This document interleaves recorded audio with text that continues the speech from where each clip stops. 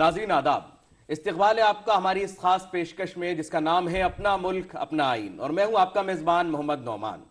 आज की इस खास पेशकश में हम बात करेंगे कंज्यूमर राइट्स की और कंज्यूमर राइट्स को प्रोटेक्शन देने के लिए बनाए गए कवानीन और सख्त नियमों की। जी हां, लंबे अरसे से कंज्यूमर राइट्स पर बहस होती रही है। 1990 में कंज्यूमर राइट्स से मुताल्लिक जो कवानीन थे उसमें तब्दीली का मुतालबा जोरदार तरीके से होने लगा और 2019 में एक कानून लाया गया और यह कहा गया कि अब कंज्यूमर और उनके राइट्स को पहले से ज्यादा महफूज बना दिया गया है। जैसे जैसे बाजार बढ़ा वैसे वैसे कंज्यूमर राइट्स को प्रोटेक्ट करने की आवाज भी तेज होती चली गई। आखिर क्या है आपके राइट्स को प्रोटेक्ट करने वाले कवानीन, और अगर कहीं आपके साथ छल होता है, धोखा होता है, तो आप कहां जाएं, कैसे अपने हुकूक को हासिल करें? आज इसी मौजू पर बात करने के लिए हमारे साथ स्टूडियो में मौजूद हैं सुप्रीम कोर्ट के दो मारूफ वकील। हमारे साथ हैं मोहतरमा रेखा अग्रवाल साहिबा और हमारे साथ हैं प्रमोद चौधरी साहब। आप दोनों के अलावा हमारे साथ लॉ के स्टूडेंट बड़ी तादाद में मौजूद हैं, उनके पास बहुत सारे सवाल हैं, उनको भी आज के इस प्रोग्राम में हम शामिल करने की कोशिश करेंगे। लेकिन सबसे पहले मैं आप सबका आज के इस प्रोग्राम में इस्तकबाल करता हूं। शुरुआत करेंगे रेखा जी से। मैडम, जब हम कंज्यूमर राइट्स की बात करते हैं, एक ग्राहक इंसान सुबह उठने से लेकर के रात को सोने तक कहीं ना कहीं एक ग्राहक का रोल प्ले कर रहा होता है। आखिर क्या है कंज्यूमर राइट्स? देखिए, ये सोचा जाता था पहले बाजार के अंदर अगर कोई चीज बिक गई है, दुकानदार से आपने कोई चीज खरीद ली है, तो वो अब आपको जिम्मेदारी है, अगर उस चीज के अंदर कोई भी तरह की कमी होती है या आप कोई सेवाएं खरीदते हैं, कोई वस्तु खरीदते हैं या कोई सेवाएं खरीदते हैं, तो आपने एक बार अपनी जेब से पैसे निकाल दिए, उसके बाद आपको ही भुगतना पड़ेगा, चाहे उसमें कोई तरह की कमी हो। परंतु 1986 के अंदर पहली बार एक कानून बना जिसके अंदर गांधी जी का जो एक सोच थी कि कंज्यूमर इज किंग, यानी उपभोक्ता है वो एक राजा की तरह है जिसके कंधों के ऊपर ही जो हमारा व्यापार है देश का वो चलता है। अगर हम कंज्यूमर को टेकन फॉर ग्रांटेड करेंगे और सोचेंगे कि एक बार कोई चीज बिक गई तो वो उसी को भुगतनी पड़ेगी और उसको कोई तरह का मुआवजा नहीं मिलेगा, तो ये गलत है। तो 1986 में पहली बार एक कानून बना था जिसको हम कहते हैं कंज्यूमर प्रोटेक्शन एक्ट 1986, यानी कि उपभोक्ता संरक्षण कानून। तो उसके अंदर पहली बार ये कानून बने, इस तरह की धाराएं लगाएगी कि कंज्यूमर कौन होता है। कंज्यूमर यानी कि उपभोक्ता, खरीददार, सिंपल शब्दों में खरीददार या ग्राहक, जो भी व्यक्ति पैसे देकर कोई चीज को खरीदता है या कोई सेवाएं खरीदता है उसको कंज्यूमर कहते हैं। और उसका यह अधिकार है कि जितने पैसे वो देता है, वैल्यू फॉर मनी, यानी कि उसको पूरी संतुष्टि होनी चाहिए अपनी वस्तु के लिए या सेवाओं के लिए, और उनमें कोई भी तरह की कमी पाई जाती है या कोई गलत तरह का व्यापार करा जाता है जिसको कहते हैं अनफेयर ट्रेड प्रैक्टिस, तो उन दोनों सूरतों के अंदर वो जो कंज्यूमर कानून है उसके तहत मुआवजा मांग सकता है। तो ये 1986 के अंदर कानून था। बाद में धीरे धीरे उसको और बड़ा कर दिया गया और 2019 के अंदर उसके अंदर कई तरह के संशोधन करे गए। तो कुल मिला के ये कह सकती हूँ कि उपभोक्ता कानून जो है वो आम व्यक्ति के लिए बना हुआ है, चाहे वो 1 रुपए की भी चीज खरीदे, चाहे वो 100 रुपए की, चाहे करोड़ों रुपए की चीज खरीदे, उसको ये अधिकार है कि जितना उससे पैसा खर्चा है उसको पूरी संतुष्टि मिलनी चाहिए। और अगर उसको संतुष्टि नहीं मिलती, कोई तरह का गलत व्यापार करा जाता है या चीजों में कोई तरह की कमी होती है, तो जो कंज्यूमर कोर्ट है उसको मुआवजा जो है वो जरूर प्रोवाइड करवाएंगे। आपने बहुत अच्छी बात कही, consumer is a king. Pramod sir, कहाँ है ये किंग? अगर हम बात करते हैं 1986 के कानून की, तो 1990 से ही इसके अंदर तब्दीली का मुतालबा होने लगा। तो आखिर क्या कहता था पुराना कानून और नया कानून जो 2019 में आया, कितना डिफरेंट है? देखिए, जहां तक दोनों कानून की तुलना का सवाल है, दोनों कानून फंडामेंटली अलग है। 2019 का जो कानून है वो बहुत स्ट्रांग और कंज्यूमर प्रोटेक्शन और कंज्यूमर के राइट्स को प्रोटेक्ट करने के लिए बहुत स्पेसिफिक प्रोविजन के साथ में आया है। जो फंडामेंटल डिफरेंस दोनों कानून में है 1986 और 2009 के, जो 2019 का कानून है वो उसने एक नई चीज इंट्रोड्यूस की है, कंज्यूमर क्लास, जो कि 1986 का जो कानून था वो सिर्फ इंडिविजुअल कंज्यूमर्स के राइट को प्रोटेक्ट करता था in various manner, goods and services के रिगार्डिंग। जो प्रोविजंस थे कि अगर कोई एग्रीड होता है किसी डिफेक्टिव गुड्स और सर्विसेज को लेके, डिफेक्टिव गुड्स का मीन्स ये हुआ कि इफ़ यू परचेज समथिंग, आपने कोई चीज़ मार्केट से खरीदी और वो एज पर स्टैंडर्ड नहीं है, उसकी quality quality, quantity, purity and potency as per standard norms नहीं है, तो आप उस ग्रेवेंस को लेके 3 कैटेगरी के डिस्ट्रिक्ट फोरम्स बनाए गए हैं, कंज्यूमर फोरम बनाए गए हैं, at district level, at state level और सेंट्रल लेवल। उन तीनों को भी कैरी फॉरवर्ड किया गया है और एक नई क्लास इंट्रोड्यूस की गई है, consumer class at large. Means कि अगर कोई डिफेक्टिव प्रोडक्ट मार्केट में है जो कि पब्लिक एट लार्ज या कंज्यूमर एट लार्ज को एज ए क्लास के तौर पे इफेक्ट करता है, किसी हेल्थ को इफेक्ट करता है या आपके किसी और राइट को इफेक्ट करता है, तो कोई भी व्यक्ति बिना परचेज किए भी उसकी कंप्लेंट कर सकता है, क्लास को रिप्रेजेंट करते हुए। मास है पूरा, अगर हम कंज्यूमर की बात करें कि इससे सभी के साथ कहीं ना कहीं धोखा हो रहा है या कहीं ना कहीं कुछ गलत हो रहा है, तो वो एक व्यक्ति उसके खिलाफ आगे जा सकता है। उसके लिए एक छोटा सा एग्जांपल, बहुत सिंपल एग्जांपल है। आपने अगर कोई प्लास्टिक की बोतल या प्लास्टिक का प्रोडक्ट खरीदा है और उसमें जो नॉर्म्स हैं, इडिएबल प्लास्टिक यूज करने के जो नॉर्म्स हैं, उनके साथ अगर कोई वायलेशन हो रहा है, उनके साथ कोई कॉम्प्रोमाइज हो रहा है, उसकी क्वालिटी के साथ अगर कोई कॉम्प्रोमाइज हो रहा है, तो that is very injurious to health for public at large, consumer at large.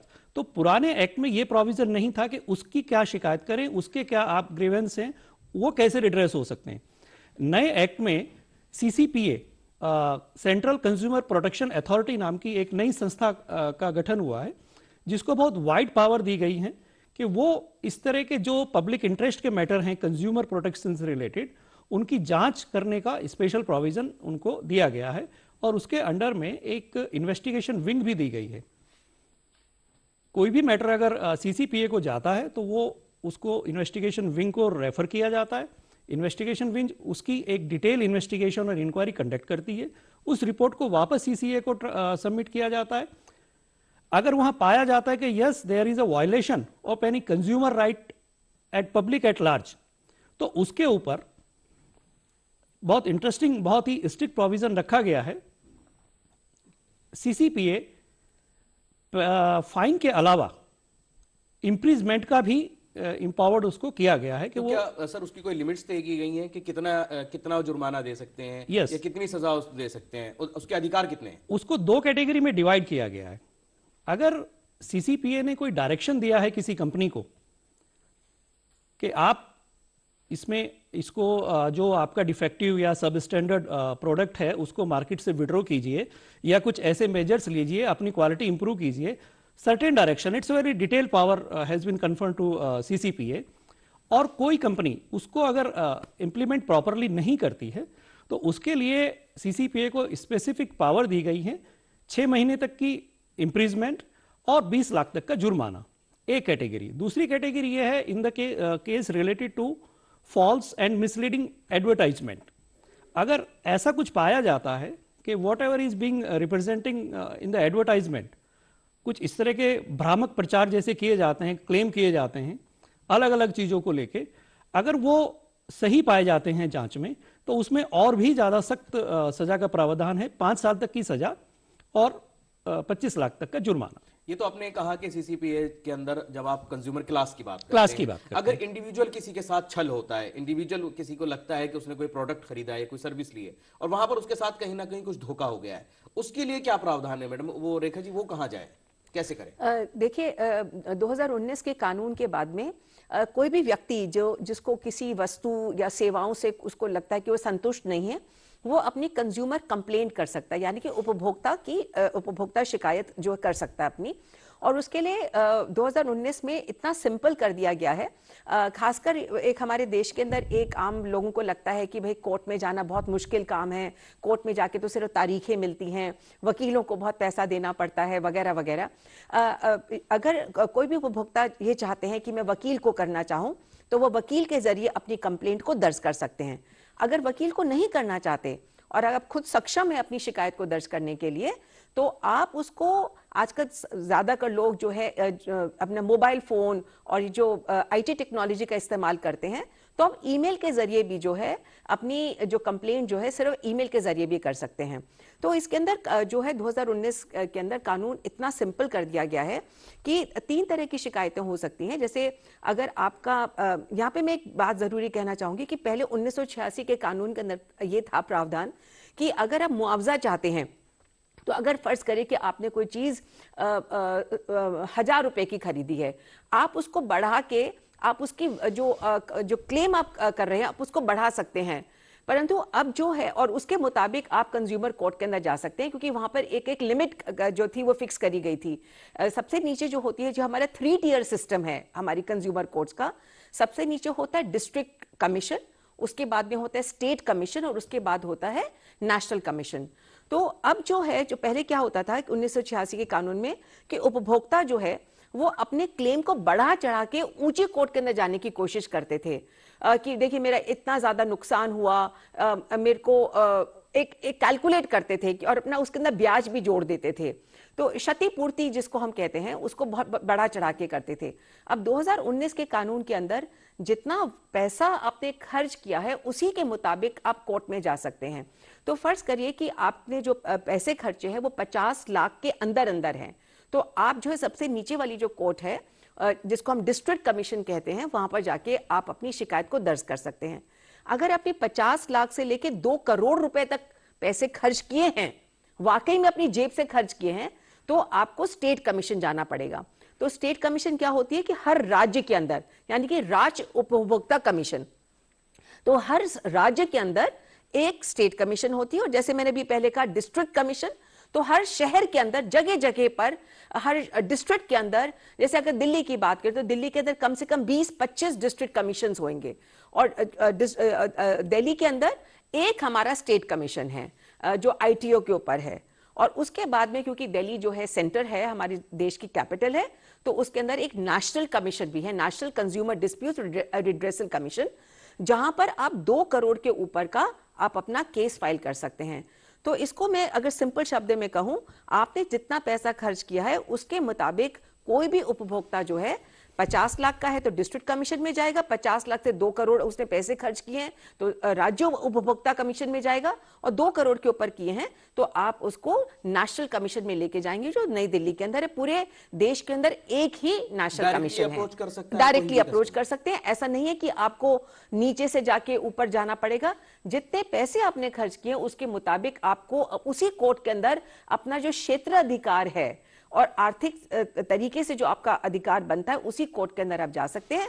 आप वकील करना चाहे तो वकील के जरिए शिकायत को दर्ज करें, नहीं करना चाहते तो आप ईमेल के जरिए भी कर सकते हैं। और अगर आप ईमेल भी नहीं कर सकते हैं तो अगर आप एक सिंपल चिट्ठी लिखेंगे, एक कागज का टुकड़ा लेके अगर उसके ऊपर अपनी शिकायत को दर्ज करेंगे तो उस कंप्लेंट को भी कोर्ट जो है उसको स्वीकार करेगी और उसके ऊपर जो है एजुडिकेट करेंगी, उसके ऊपर इन्वेस्टिगेशन करके कोशिश करेंगी कि आम व्यक्ति जो है उसको राहत मिले और जो कानून की पेचीदगियां हैं उसके अंदर वो नहीं उलझ जाए, और कोई भी व्यापारी कोई, और साथ साथ 2019 के कानून के अंदर सिर्फ बेचने वाला जो लास्ट एंड है, क्योंकि देखिए जो खरीदार है उसका जो मेल जोल होता है वो सिर्फ जो होता है सेलर से होता है, दुकानदार से होता है।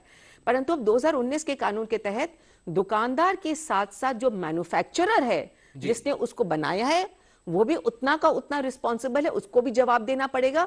और साथ साथ जो सबसे सुंदर बात है, टाइम फ्रेम की भी बात होती है जिस तरीके से अगर आप जा रहे हैं, क्योंकि एक मामला ये भी सामने आता है कि इंसान थक जाता है, उसने कंप्लेंट करी, उसके ऊपर आगे प्रोसीड करना उसके बस का नहीं है तो वो रुक जाता है। तो प्रमोद साहब, कोई टाइम फ्रेम इसके अंदर बनाया गया है अदालतों के लिए कि कितने टाइम फ्रेम के अंदर इसका एक सॉर्ट आउट होना जरूरी है किसी भी मसले का? देखिए, कानून का ऑब्जेक्टिव हमेशा जल्द और सुलभ न्याय कराना ही होता है, लेकिन ये जो as far as the time frame is concern वो एक्ट में डिफाइन नहीं है। लेकिन फिर भी यह जिम्मेदारी राज्य सरकारों के ऊपर जाती है, क्योंकि जो कंज्यूमर डिस्ट्रिक्ट फोरम्स हैं ये फॉर्मल जुडिशियल सिस्टम का पार्ट नहीं है। ये जो स्टेट कंसर्न स्टेट गवर्नमेंट हैं उनकी जिम्मेदारी है कि वो जल्द से जल्द और सुलभ से सुलभ न्याय कंज्यूमर्स को मिले, उसके लिए क्या प्रावधान करती हैं, कैसा इंफ्रास्ट्रक्चर बनाती हैं और कितना सिंसियर हैं वो कंज्यूमर प्रोटेक्शंस को इंश्योर करने के लिए। तो ये डिपेंड करता है कि जहाँ पे कंज्यूमर का जो ग्रीवेंसीज हैं वो जितने नंबर ऑफ केसेस ज़्यादा होंगे वहाँ पे टाइम थोड़ा ज़्यादा लगता है, और जिन रेस्पेक्टिव स्टेट्स में वो चीज़ कम है वहाँ पे टाइम कम लगता है। As far as the time frame is concern, act में ऐसा कोई चीज़ डिफाइंड नहीं है, ये state to state, city to city vary करता है। जैसे मेट्रो सिटीज़ हैं तो वहाँ पे नंबर ऑफ केसेस बहुत ज़्यादा होते हैं। हम भी यूजुअली एवरीडे फेस करते हैं अपना various district and state and national commission में कि 6-6 महीने तक के डेट्स लगते हैं, बिकॉज बर्डन ऑफ केसेस बहुत ज़्यादा है, and in comparison to flow of the cases filing on day to day basis infrastructure available नहीं है। यानी केसेस जो हैं वो अभी तेजी से बढ़ रहे हैं, माना कि हमारे पास पूरा एक सिस्टम है, लेकिन कहीं ना कहीं केसेस ज्यादा होने की वजह से एक बड़ा मसला खड़ा हो रहा है। अब अपने सेशन को आगे लेकर के जाते हैं जहां क्वेश्चन आंसर्स होंगे। हमारे साथ लॉ के स्टूडेंट हैं, उनके पास काफी सवाल हैं, उन सवालों को शामिल करते हैं। जी, अपना नाम बताएं और सवाल पूछें। मेरा नाम तन्वी है। मेरा सवाल ये है कि अभी जो 2019 की जो अमेंडमेंट आई है, हमने ये देखा है कि ई कॉमर्स पिछले बहुत सालों में बहुत ज़्यादा बढ़ गया है, तो एक ये भी रीज़न है इस अमेंडमेंट का। तो मैं आप लोगों से ये चाहूँगी कि आप इसके रिगार्डिंग जो अमेंडमेंट्स आई हैं उसके बारे में थोड़ा सा हमें बताएं। तन्वी, आपने बहुत ही अच्छा सवाल पूछा, क्योंकि कुछ सालों से हमारे देश के अंदर सब लोग ऑनलाइन शॉपिंग जो है वो बहुत करने लग गए हैं, और खासकर जो कोविड का पैंडेमिक आया था उसके बाद तो लोगों ने बहुत ज्यादा खरीदारी अपने घर में बैठे बैठे करते हैं। मोबाइल स्मार्टफोन्स के ऊपर सब लोग आजकल ऑनलाइन शॉपिंग करते हैं। तो ये पहले भी ऐसा नहीं है कि 1986 वाले कानून के अंदर इसके बारे में प्रावधान नहीं था, हाँ, पर स्पेसिफिक तरीके से नहीं था। परंतु जैसे जमाना बदलता है उसके साथ साथ कानून भी बदलता जाता है, और 2019 के कानून के अंदर खास तौर के ऊपर ई कॉमर्स जो है उसको एक रिकॉग्नाइज किया गया है कि ये भी एक व्यापार का जरिया है। और ई कॉमर्स में क्या होता है कि आप दुकानदार, तो आपको पता है कि कौन सा दुकानदार है, आपने उसकी कहां पर दुकान है और उसका पता क्या है, तो आप उसके बारे में शिकायत कर सकते हैं। ई कॉमर्स के अंदर होता है कि आपको पता ही नहीं है कि दुकानदार कहाँ है, कहां पर उसको जाके पकड़े, कोई वो भाग तो नहीं गया, क्योंकि वो एक वर्चुअल वर्ल्ड के अंदर अपना काम करता है, उसका कोई दफ्तर नहीं होता। तो इसी इन बातों को ध्यान में रखते हुए 2019 के कानून के अंदर ई कॉमर्स के ऊपर खास करके एक नकेल कसी गई है कि देखिए, ऐसा नहीं है क्योंकि आप वर्चुअल वर्ल्ड में हो तो आप किसी को भी बेवकूफ बना लोगे, उसे पैसे ऐंठ लोगे और उसको सेवाएं नहीं दोगे, उसको संतुष्टि नहीं दोगे। 2019 में ई कॉमर्स वालों को खास तौर के ऊपर उनको इन्वॉल्व किया गया है। ई कॉमर्स के लिए स्पेशल सेक्शन, एक अलग से धारा भी बनाई गई है, जहां पर ई कॉमर्स वाले जो वेंडर्स हैं, जिनको प्लेयर्स कहते हैं, उनको भी उतनी की उतनी जवाबदेही होगी जितना एक दुकानदार को देनी पड़ती है और एक मैन्युफैक्चरर को देनी पड़ती है। उसी कैटेगरी में इंक्लूड कर दिया गया है। साथ साथ प्रोडक्ट लायबिलिटी, आपका जो बेचने वाला है और जो बनाने वाला है, दोनों को उस सामान की जिम्मेदारी लेनी पड़ेगी।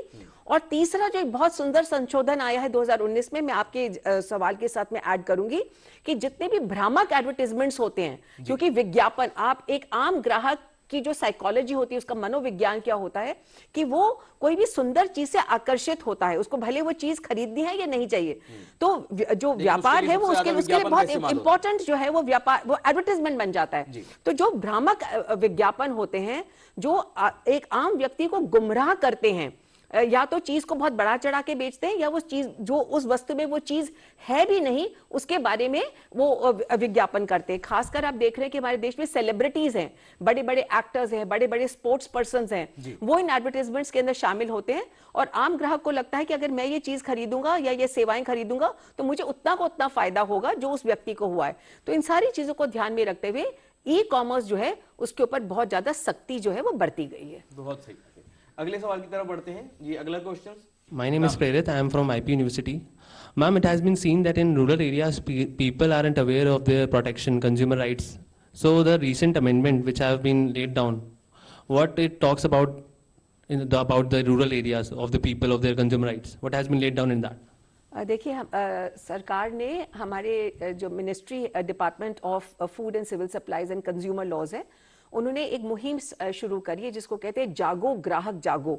और उस मुहिम के जरिए सरकार ये कोशिश कर रही है कि दूर के इलाकों के अंदर भी, बड़े शहरों को की तो टियर 1 टियर 2 या मेट्रो सिटीज है, उनकी बात तो छोड़िए, जैसे मैंने अभी तन्वी के सवाल का जवाब दिया कि ई कॉमर्स की वजह से गांवों के अंदर भी, जो रूरल एरियाज के अंदर भी, शायद वहां के लोग हमारे से ज्यादा जागरूक हो गए हैं और बहुत ऐसी वस्तुओं को खरीदते हैं जो उनके लिए आम खरीदने के लिए मुश्किल होता है।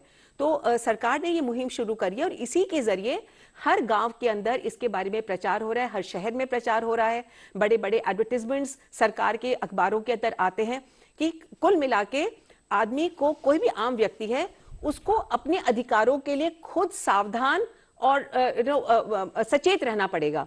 तो गांव में रहने वाला रूरल व्यक्ति भी जो है वो अपनी शिकायत को, जैसे मैंने बताया, मोबाइल के जरिए, ईमेल के जरिए या चिट्ठी के थ्रू, एसएमएस के जरिए भी कर सकते हैं और उसको शिकायत दर्ज करने के लिए दिल्ली आने की या किसी भी कोर्ट में जाने की जरूरत नहीं है। एक और प्रावधान है जिसको कहते हैं ई दाखिल, तो इलेक्ट्रॉनिक मोड के जरिए भी कंप्लेंट्स जो करी जा सकती है और साथ साथ सरकार जो है और जागरूकता लाने के लिए और भी अभियान करती रहती है, जैसे नुक्कड़ नाटक है और कैंप्स है जगह जगह पर होते हैं, और जिससे आम व्यक्ति जाने इसके। और आज का जो प्रोग्राम है, ये प्रोग्राम भी इसीलिए है कि जागरूक किया जाए। और जब बात हुई जागो ग्राहक जागो, तो मैंने देखा कि सब लोग आप अच्छी तरह इस वर्ड को पहचान चुके हैं, जागो ग्राहक जागो। तो ये मुहिम भी कामयाब हो रही है। हमारा प्रोग्राम भी इसलिए है ताकि आप लोग जागरूक हो सकें, जान सकें। प्रमोद सर, कितना जागरूकता की जब हम बात करते हैं तो कंज्यूमर राइट्स को लेकर के आपको क्या लगता है, क्या वाकई अभी जागरूकता की कमी है? देखिए, अगर total awareness point of view से हम देखें तो काफ़ी चीज़ों में जागरूकता की कमी है, लेकिन अभी जैसे रेखा मैम ने बोला कि जो अपनी टैगलाइन है कंज्यूमर अफेयर मिनिस्ट्री की, जागो ग्राहक जागो, उसके तहत बड़े मास लेवल पे प्रोपोगेट किया जाता है कंज्यूमर राइट्स के लिए, और बहुत सारी चीज़ों में बहुत बड़े लेवल पे अवेयरनेस आई भी है। उसके लिए एक एग्जांपल ऐसा है, जैसे इन जनरल हर एक व्यक्ति एक कंज्यूमर है और उसको लगभग सभी लोगों को ये पता है कि एमआरपी क्या चीज़ होती है, वो भी एक अवेयरनेस का इशू है।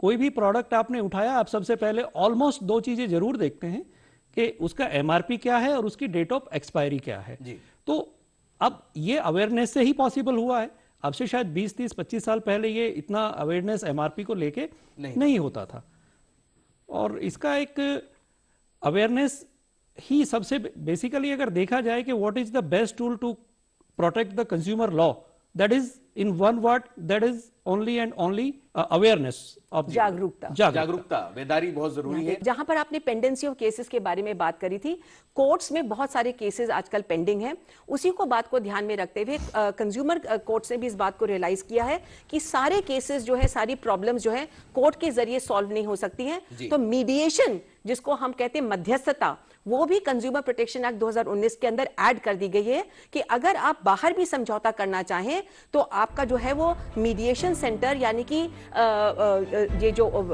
मध्यस्थता केंद्र हैं हर कोर्ट के अंदर बना दिए गए हैं, वहां पर जाके भी आपकी जो प्रॉब्लम है बिना कोर्ट में जाए आपकी जो शिकायत है उसका कोई निवारण हो सकता है। यानी दोनों पार्टीज वहां पर जा सकती हैं और उस मसले को हल कर सकती हैं। जब हम बात करते हैं कंज्यूमर राइट्स डे की, इस तरह आज हमारे प्रोग्राम आप देख रहे हैं, इसका भी मकसद यही है कि आप लोग अपने राइट्स को लेकर के जागरूक रहें। आप जानें कि अगर आपके साथ धोखा हो रहा है तो आपको कहां जाना है, क्योंकि यहाँ बहुत सारे आपके लिए राइट्स हैं, हुकूक हैं, और कानून ने उनको तहफ्फुज़ देने के लिए पूरा इंतजाम किया है। जरूरत है आपके जागरूक रहने की। मैं बहुत शुक्रगुजार हूं तमाम स्टूडेंट्स का, अपने दोनों खास मेहमानों का, कि आपने आज के इस प्रोग्राम में शिरकत की, और हमारे जो व्यूअर्स हैं उन्होंने भी आज के प्रोग्राम से कुछ ना कुछ फायदा जरूर हासिल किया होगा। इसी मुद्दे पर आगे भी बातचीत करते रहेंगे, लेकिन आज की इस पेशकश को यही मुकम्मल करते हैं। आप अपने राय मशवरे हमें ईमेल के जरिए भेज सकते हैं, लेकिन आज की इस पेशकश को यही मुकम्मल करने की दे दीजिए इजाजत। आदाब।